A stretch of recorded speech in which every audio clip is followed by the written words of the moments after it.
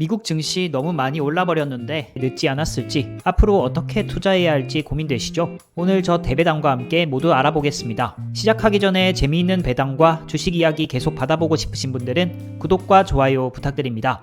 요즘 진짜 열심히 하고 있습니다.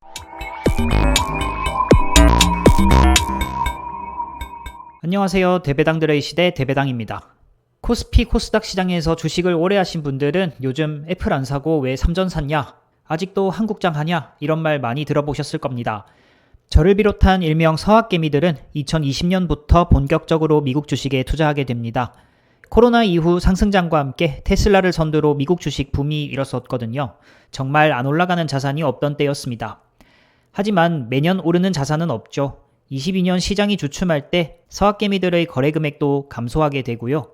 24년 AI 붐을 타고 다시 엔비디아를 선두로 서학개미들은 적극적인 투자를 하게 됩니다. 이전과 투자 환경이 너무 달라졌잖아요. 불과 10년 전만 해도 미국 주식은 정말 소수의 전유물이었습니다. 거래도 까다롭고 수수료도 비쌌고요. 지금은 그 문턱이 정말 낮아졌습니다. 국내 상장 해외 ETF 정말 국내 투자자 니즈에 맞게 잘 뽑아냅니다. 이러니 미국 주식 안 살 수 없게 되어버렸죠. 여기 2015년에 1만 불을 미국장과 한국장에 각각 투자했을 때 현재까지의 성적표입니다. 미국의 S&P 500에 투자했을 경우 1만 불은 3배 넘게 오르며 3만 2천 불이 되었고요.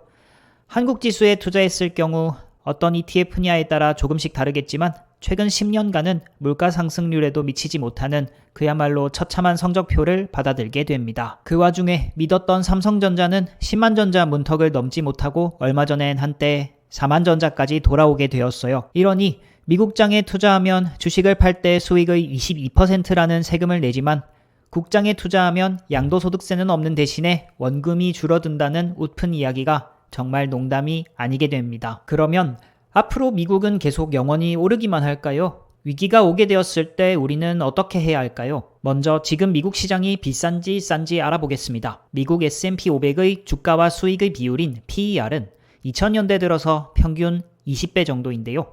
24년 11월 시점에서는 25배 정도를 나타내고 있습니다. 약간 비싸다고 볼 수 있겠네요. GDP 대비 시가총액을 나타내는 버핏 지수는 마찬가지 200%를 넘으면서 고평가라는 판단을 해볼 수 있겠습니다. 최근 버핏이 현금과 단기채 비중을 사상 최대로 늘린 이유이기도 하겠죠. 그러면 분석기관들은 어떻게 생각할까요? UBS는 S&P 500 25년에 6,600 가즈아 외치고 있고요. JP모건도 지금 오히려 저평가라는 이야기를 해요. 네, 정답 없습니다. 미국 증시는 정답 없이 앞으로도 하락과 상승을 반복하고 꾸준히 우상향할 것이라고 저는 믿습니다. 그럼에도 불구하고 우리는 반드시 다가올 하락장에 대해 고민합니다. 그럼 역사적으로 미국 증시의 하락과 상승을 살펴본다면 앞으로의 심리적 마지노선을 정해볼 수 있겠습니다. 1930년 경제대공황, 1970년 오일쇼크, 2000년 IT버블, 2008년 금융위기, 2020년 코로나 팬데믹. 공통적으로 하락은 짧고 상승은 길었습니다. 손실 편향적 생각으로 하락의 충격은 크지만 결국 우상향했다는 것. 그것이 미국 증시입니다. 자본주의는 무결점 경제 체제가 아닙니다. 필연적으로 하락장이 올 것이고요.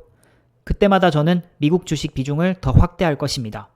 그러기 위해서는 시세의 변화에 무뎌지고 본질인 기업 가치에 집중해야 한다고 생각합니다. 비자를 살 때는 향후 10년간 비자의 수익 구조와 성장 목표, 매출과 영업이익의 증가 전망을 살피고요. 엑슨모빌에 투자했을 때는 2020년 유가 폭락은 일시적이라는 판단, 그리고 향후 석유 공룡의 가치는 절대 이 가격이 아니라는 믿음에서 샀고요.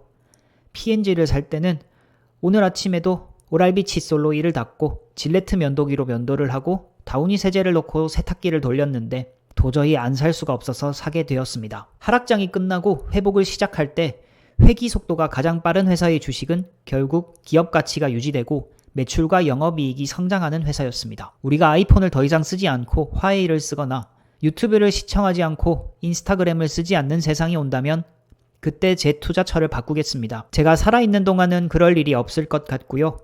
앞으로도 미국 주식이라는 금융자산을 꾸준히 늘릴 계획입니다. 그렇다면 투자의 대가들은 어떻게 투자하고 있을까요?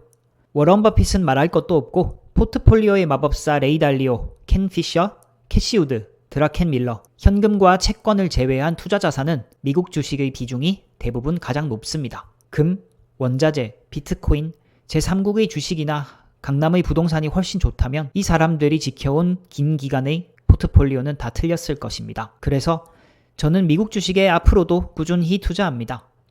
그 안에서도 주주환원의 진심인 배당주, 배당성장주에 가장 많이 투자합니다. 하락이 와도 배당은 버틸 수 있는 힘이 되거든요. 국내 증시도 주주환원의 진심인 회사가 많아졌으면 좋겠습니다. 분기 배당도 점차 늘어가고 있고요. 이번 삼성전자의 자사주 매입 뉴스 등 체질을 개선하려는 모습은 긍정적으로 보고 있습니다. 마지막으로 워런 버핏의 유언을 되새기며 영상을 마치겠습니다. 이상 오늘도 끝까지 시청해주셔서 감사드리고요. 모두 배당 많이 받으세요.